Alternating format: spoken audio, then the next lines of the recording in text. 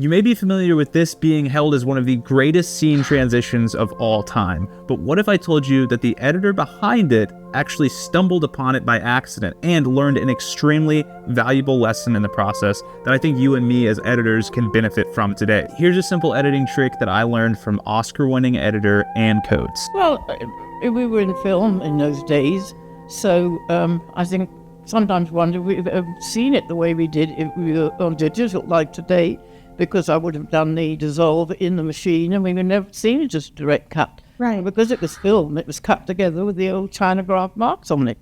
And we saw this, we took it in the theatre to run the whole sequence, and we saw this cut together like that.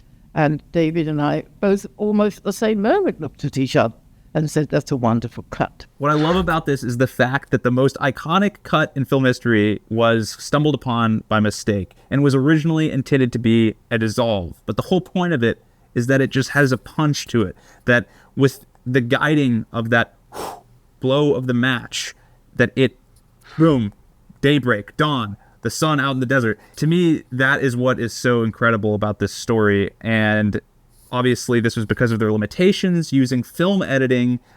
She intended for it to be dissolved later on in the process, but for the rough cut was showing the director with it just as a cut, and they saw it, and it struck them that that is the way it should be in the final film. So that's what they did. So here's a simple trick that we can practically take away from this, and that's use the sound design to guide your cut. Just do a simple cut and find something. If you're editing a film, it's great if it's something that's related to the story, just like the match blown out in this scene. But if you're working on maybe a YouTube video, I've done plenty of times where I find a sound effect like a cymbal swish or a suction pop or a projector slide click. I mean, anything that feels satisfying when you see it on the cut, that's enough. Don't overcomplicate it. And who knows, you might just edit the next top iconic film transition scene that wins you an Oscar.